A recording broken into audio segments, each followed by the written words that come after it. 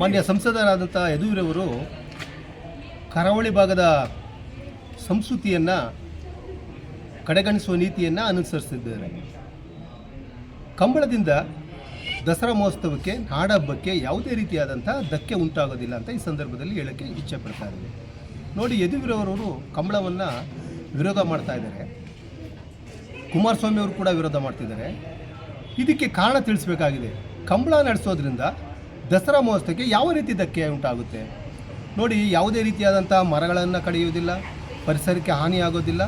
ಒಂದು ವಿಶಾಲವಾದ ಮೈದಾನದಲ್ಲಿ ಕರಾವಳಿ ಭಾಗದ ಸಂಸ್ಕೃತಿಯನ್ನು, ಒಂದು ಸಾಹಸ ಕ್ರೀಡೆಯನ್ನು ಈ ಒಂದು ಭಾಗದಲ್ಲಿ ಪರಿಚಯಿಸುವಂಥ ಕೆಲಸವನ್ನು ಮಾನ್ಯ DK ಶಿವಕುಮಾರ್ ಅವರು ಕಾಂಗ್ರೆಸ್ ಸರ್ಕಾರ ಮಾಡ್ತಾ ಇದೆ. ಉಚ್ಚ ನ್ಯಾಯಾಲಯ ಒಂದು ಆದೇಶವನ್ನು ಹೊರಡಿಸಿದೆ. ಕಂಬಳ ಕೇವಲ ಕ್ರೀಡೆಯಲ್ಲ, ಕಂಬಳ ಅದೊಂದು ಸಂಸ್ಕೃತಿಯಾಗಿದೆ, ಕರಾವಳಿ ಭಾಗದ ಸಂಸ್ಕೃತಿಯಾಗಿದೆ. ಈ ಒಂದು ಸಂಸ್ಕೃತಿ, ಕಂಬಳ ಎಂಬುವಂಥ ಕ್ರೀಡೆಯ ಸಂಸ್ಕೃತಿಯನ್ನು ಕರ್ನಾಟಕದಾದ್ಯಂತ ಪ್ರಚಾರಪಡಿಸಬೇಕಾಗಿದೆ. ಆ ಒಂದು ಕ್ರೀಡೆಯನ್ನು ಪ್ರತಿಯೊಬ್ಬ ಜನತೆಯೂ ಕೂಡ ನೋಡುವಂತಾಗಬೇಕು, ಪ್ರಚಾರಪಡಿಸುವಂತಾಗಬೇಕು. ಆ ಒಂದು ಕ್ರೀಡೆಗೆ ಉತ್ಸಾಹವನ್ನು, ಉತ್ತೇಜನವನ್ನು ನೀಡುವಂಥ ಕೆಲಸ ಈ ಕರ್ನಾಟಕದ ಸರ್ಕಾರಗಳು ಮಾಡಬೇಕು ಅಂತ ಒಂದು ಆದೇಶವನ್ನು ಹೊರಡಿಸಿದ್ದೆ. ಇಷ್ಟಾದರೂ ಕೂಡ ನೀವು ವಿರೋಧ ಮಾಡ್ತಾ ಇದ್ದೀರಾ. ನೋಡಿ, ರಾಜಮಾತೆ ಪ್ರಮೋದಾದೇವಿಯವರು ಬೆಂಗಳೂರಿನಲ್ಲಿ ಕಂಬಳ ಸಂಘಟಕರು ಒಂದು ಕಳೆದ ಬಾರಿ ಆಯೋಜನೆ ಮಾಡಿದರು. ಆವಾಗಲೂ ಕೂಡ ಅವರು ವಿರೋಧವನ್ನು ಮಾಡಿದರು. ನಂತರ ಅದರ ಬಗ್ಗೆ ಸಮಜಾಯಿಷೆಯನ್ನು ನೀಡಿ ನಂತರ ಒಪ್ಪಿಗೆಯನ್ನು ನೀಡಿದರು ಮತ್ತು ಈ ಕ್ರೀಡೆ ಬೆಂಗಳೂರಿನಲ್ಲಿ ಯಶಸ್ವಿಯಾಗಿ ನಡೆದಿದೆ. ಈಗ ವಿಶ್ವವಿಖ್ಯಾತ ದಸರಾ ಕೂಟದಲ್ಲಿ ಈ ಒಂದು ಕಂಬಳವನ್ನು ಪರಿಚಯಿಸುವುದರಿಂದ ಈ ಒಂದು ಕರಾವಳಿ ಭಾಗದ ಸಂಸ್ಕೃತಿ ದೇಶಾದ್ಯಂತ, ರಾಜ್ಯಾದ್ಯಂತ ಪ್ರಚಾರ ಆಗಬೇಕು.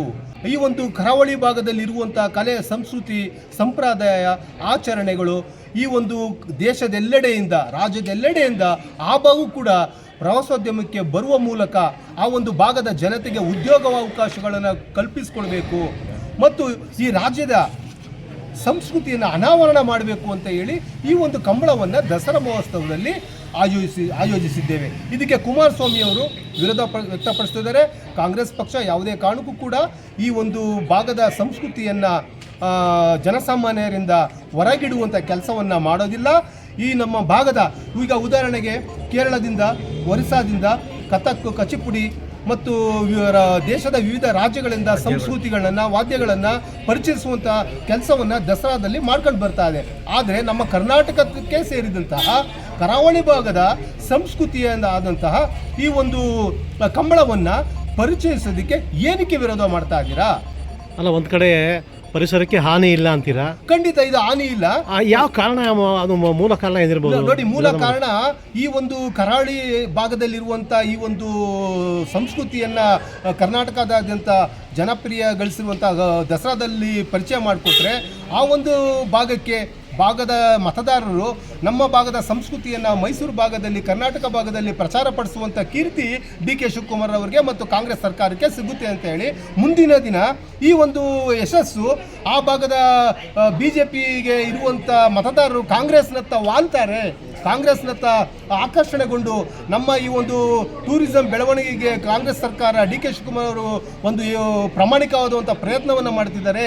ಹೀಗಾಗಿ ಈ ಜನಗಳು BJPಯಿಂದ ಕಾಂಗ್ರೆಸ್ ಪಕ್ಷಕ್ಕೆ ಮತಾಂತರ ಆಗಬಾರ್ದು, ಪರಿವರ್ತನೆ ಆಗಬಾರ್ದು ಅಂತೇಳಿ ಹೇಗಾರು ಮಾಡಿ ಈ ಕಂಬಳವನ್ನು ತಡೆಯುವ ಮೂಲಕ ಈ ಒಂದು ಕಾಂಗ್ರೆಸ್ ಒಂದು ನಾಗಾಲೋಟದ ಓಟಕ್ಕೆ ಕಡಿವಾಣ ಆಗಬೇಕು ಅಂತ ಈ ಒಂದು ದುರುದ್ದೇಶದಿಂದ ವಿರೋಧ ಮಾಡ್ತಿದ್ದಾರೆ. ನಮಸ್ಕಾರ. ಮೈಸೂರು ಸಾಂಸ್ಕೃತಿಕ ನಗರ. ಈ ಸಾಂಸ್ಕೃತಿಕ ನಗರದಲ್ಲಿ ಮೈಸೂರು ದಸರಾ ನಾಡ ಹಬ್ಬ. ಈ ನಾಡ ಹಬ್ಬ ಎಲ್ಲ ಜನಗಳಿಗೂ ಆಗುವಂಥ ಹಬ್ಬ. ಯಾರೋ ಕೆಲವೊಬ್ಬರಿಗೆ ಬೆರಳೆಣಿಕೆ ಮಾಡುವಂಥ ಹಬ್ಬ ಅಲ್ಲ ಇದು ನಾಡ ಹಬ್ಬ, ಎಲ್ಲ ಜನಗೂ ಸಲ್ಲುವಂಥ ಹಬ್ಬ. ಈ ಸಂದರ್ಭದಲ್ಲಿ ನಮ್ಮ ಮಾನ್ಯ ಮುಖ್ಯಮಂತ್ರಿಗಳಾದ DK ಶಿವಕುಮಾರ್ ಅವರು ಒಂದು ಕ್ರೀಡೆ ತಗೊಬಂದು ಜನಗಳಿಗೆ ಪರಿಚಯಿಸೋಣ, ವಿಜೃಂಭಿಸೋಣ, ಅವರನ್ನು ಸಂತೋಷಪಡಿಸೋಣ ಅನ್ನೋ ಲೆಕ್ಕದಲ್ಲಿ ಕಂಬಳ ಅನ್ನೋದನ್ನು ಒಂದು ಮಾಡ್ತಾಯಿದ್ದಾರೆ. ಆ ಕಂಬಳನ ಬೇಡ ಅಂತ ಇವತ್ತು ಹುನ್ನಾರ ಮಾಡ್ತಾಯಿದ್ದಾರೆ ನಮ್ಮ ಸಹಪಾಠಿಗಳಾದಂಥ JDSನವರು ಮತ್ತು BJPಯವರು. ಏನಕ್ಕೆ ಮಾಡ್ತಾಯಿದ್ದಾರೆ? ಈ ಕರಾವಳಿಯಲ್ಲಿ ನಡೆಯುವಂಥ ಕ್ರೀಡೆಗೆ ಒಂದು ಮಿಲ್ಕಿದೆ. ಅದೇ ಥರ BJPಲಿ ಆದಂಥ ಒಂದು ಓಟಿದೆ ಅಲ್ಲಿ ಕರಾವಳಿಲಿ. ಏನು ಓಟಿದೆ ಅಂದರೆ ಅಲ್ಲಿ RSS ಜಾಸ್ತಿ ಪ್ರಬಲವಾಗಿದೆ, BJP ಪ್ರಬಲವಾಗಿದೆ. ಅಲ್ಲಿ ಕರಾವಳಿ ತಂದು ಇಲ್ಲಿ ಕರಾವಳಿ ಕಂಬಳನ ಮಾಡಿದಾಗ ಅಲ್ಲಿ ಆದಂಥ ಒಂದು ಬೆಳವಣಿಗೆಗಳು ಬದಲಾವಣೆ ಆಗುತ್ತೆ, ಪರಿವರ್ತನೆ ಆಗುತ್ತೆ. ಏನು ಪರಿವರ್ತನೆ ಆಗುತ್ತೆ? ಓಟ್ ಮುಖಾಂತರ ಪರಿವರ್ತನೆ ಆಗುತ್ತೆ. ಇದೇ ಡಿ.ಕೆ. ಶಿವಕುಮಾರ್ ಅವರು ಇಲ್ಲಿ ಮೈಸೂರು ಭಾಗದಲ್ಲಿ ದಸರಾದಲ್ಲಿ ನಮ್ಮ ಕ್ರೀಡೆನ ತಗೊಬಂದು ತೋರಿಸಿದರೆ ಇವ್ರಿಗೆ ಆದಂಥ ಮೆಚ್ಚುಗೆ ವ್ಯಕ್ತ ಆಗ್ಬಿಡುತ್ತೆ ಜನಗಳಿಂದ ಅಂತ. ಇದು RSS ಅವ್ರಿಗೂ ಮತ್ತು BJP JDS ಅವ್ರಿಗೂ ನುಂಗಲಾರದ ತುತ್ತಾಗಿದೆ ಇವತ್ತಿನ ದಿನ. ಏನಕ್ಕೆ ಈ ಥರ ಮಾಡ್ತಿದ್ದಾರೆ? ಕುಮಾರಸ್ವಾಮಿ ಅವರೇ ನಾನು ಕ್ವಶನ್ ಕೇಳೋದು, ವಿಜೇಂದ್ರ ಅವರೇ ನಾನು ಕ್ವಶನ್ ಕೇಳ್ತೀನಿ, ನಿಮ್ಗೆ ಯಾವುದು ಸಬ್ಜೆಕ್ಟೇ ಸಿಗ್ತಾ ಇಲ್ವಾ? ಈ ಕಂಬಳ ಒಂದಿನ ನಾಡ ದಸರಾ ಇದು ಮಾಡಲಿ ಬಿಡಿಯಪ್ಪ, ಬರ ಪೀಡಿತ ಆಗಿದೆ, ನಾವು ಅದನ್ನು ಅಡ್ಡಿಪಡಿಸ್ತಾ ಇಲ್ಲ. ಇವತ್ತು ಬೆಳೆ ಚೆನ್ನಾಗೇ ಬರ್ತಾ ಇದೆ. ಕೇರಳದಿಂದ ನೀರು ಬರ್ತಾ ಇದೆ, ಮಡಿಕೇರಿಯಿಂದ ನೀರು ಬರ್ತಾ ಇದೆ. ಅದು ಒಂದು ಮಳೆ ಒಂದು ವಾರ ಸುರಿದ ಮೇಲೆ 3 ದಿನ ಆದಮೇಲೆ ಇಷ್ಟು TMC ನೀರು ಅಂತ ತುಂಬೋದು, ಅದನ್ನೆಲ್ಲ ತುಂಬ್ತಾ ಇದೆ. ಯಾವುದೇ ಥರದ್ದು ಕಪ್ಪು ಚಿಕ್ಕಿಗಳನ್ನ ನೀವು ದಯಮಾಡಿ ಸರ್ಕಾರಕ್ಕೂ ಮತ್ತು ನಾಡ ದಸರಕ್ಕೂ ಇದನ್ನು ಪ್ರಸ್ತಾಪ ಮಾಡಬೇಡಿ. ನಾನು ಹೇಳೋದು ಒಂದೇ ವಿಚಾರ, ಕಂಬಳಕ್ಕೂ ನಿಮಗೂ ಏನು ಸಂಬಂಧ?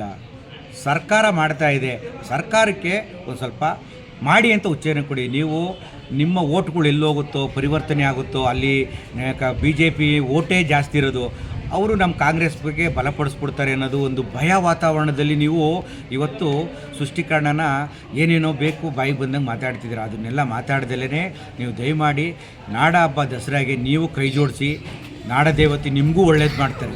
ಎಲ್ಲೋ ಒಂದು ಕಡೆ ಪ್ರಾಣಿ ನೀವು ನೋಡಿ BJP ಏನು ಆರೋಪ ಮಾಡ್ತಾರೆ ಅಂದರೆ, ಎಲ್ಲೋ ಒಂದು ಕಡೆ ಪ್ರಾಣಿ ಹಿಂಸೆ ಇರ್ಬೋದು, ಎಲ್ಲೋ ಒಂದು ಕಡೆ ದುಡ್ಡು ಈ ಬರ ಮಾಡೋದಕ್ಕೋಸ್ಕರ ಪ್ರಚಾರಕ್ಕೋಸ್ಕರ ಅವರು ತುಂಬ ಜನ ಸೇರಿಸಿ ಅವರು ಇದಕ್ಕೋಸ್ಕರ ಮಾಡ್ತಾವ್ರೆ ಹೊತ್ತು ಬೇರೆ ಇನ್ಯಾವುದೂ ಇಲ್ಲ ಅನ್ನೋದನ್ನು ಆರೋಪ ಮಾಡ್ತಾ ಇದ್ದಾರೆ. ನಮ್ಮ ದೇಶದಲ್ಲಿ ಪ್ರಾಣಿ ಹಿಂಸೆ ಎಲ್ಲಿಲ್ಲ ಅಂತ ಫಸ್ಟ್ ಹೇಳಿ. ಪ್ರಾಣಿಗಳನ್ನೇ ಒಂದೊಂದು ಹೊಡೆದು ಇನ್ನೊಂದು ತಿಂದು ಹಾಕುವಂಥ ಮನುಷ್ಯರುಗಳಿರೋದು ನಮ್ಮ ದೇಶದಲ್ಲಿ. ನೀವು ಸುಮ್ಮನೆ ಉದಾಹರಣೆ, ಹಾಸನದಲ್ಲಿ ಒಂದು ದೇವಸ್ಥಾನ ಪುರದಮ್ಮ ಅಂತ ಇದೆ, ಅಲ್ಲಿ ದಿನನಿತ್ಯ ಹೇಳ್ಬಾರ್ದು ಕೋಣ. ಇವತ್ತು ಕಂಬಳಕ್ಕೆ ಕೋಣ ಅಂತ ನಾವು ಅಲ್ಲಿ ಮಾಡ್ತಾಯಿದ್ವಿ. ಕೋಣನೇ ಹೊಡಿತಾರೆ. ಯಾರು ಹೊಡಿತಾರೆ ಅನ್ನೋದು ಹಾಸನ ಜನತೆ ಕೇಳಿ. ಯಾರು ಹೊಡಿತಾರೆ, ಯಾರು ವಿರೋಧ ಮಾಡ್ತಾ ಇದ್ದಾರೆ, ಏನು ಹೊಡಿತಾ ಇದ್ದಾರೆ ಅಂತ ಕೇಳಿ. ಎಷ್ಟೆಷ್ಟು ಪ್ರಾಣಿಗಳು ಹಿಂಸೆ ಆಗ್ತಾಯಿದೆ ಅಂತ. ಯಾವ ನಾಡು ಜಲ ಬಂದಾಗ ಈ ಪ್ರಾಣಿಗಳನ್ನ ಎಲ್ಲೆಲ್ಲಿ ಬಡಿದು ತಿಂತಾ ಇದ್ದಾರೆ ಮನುಷ್ಯರುಗಳು. ನೀವೇನಿಗೆ ಕಂಬಳಕ್ಕೆ ಇದಕ್ಕೂ ಹೋಲಿಸ್ತಿದ್ದೀರಾ ಸರ್?